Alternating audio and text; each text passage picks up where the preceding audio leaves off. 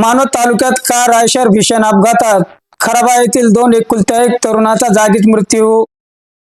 परभणी जिल्ह्यातील मानवत तालुक्यातील कोला शिवारातील उड्डाण पुलावर बुधवारी दिनांक 1 जुलै रोजी दुपारच्या सुमारास झालेल्या भीषण अपघातात खराबा येथील 2 एकुलत्या एक तरुणाचा जागीच मृत्यू झाल्याने संपूर्ण जिल्ह्यात हळहळ व्यक्त होत आहे.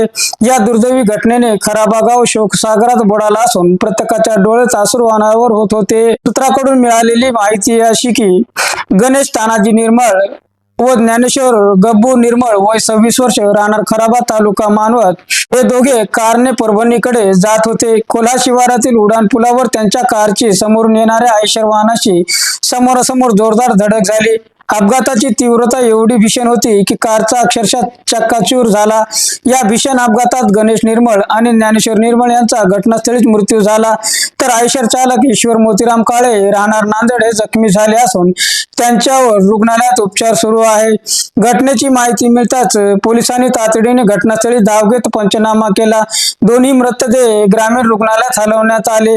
शवविच्छेदनाची प्रक्रिया पूर्ण झाल्यानंतर मृतदेह नातेवाईकाच्या स्वाधीन करण्यात आले.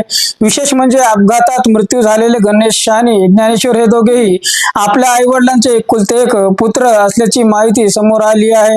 एका क्षणात 2 कुटुंबाचा आधार हिरावल्याने गावात शोककळा पसरली असून घटनास्थळी व रुग्णालयात नागरिकांनी मोठी गर्दी केली होती.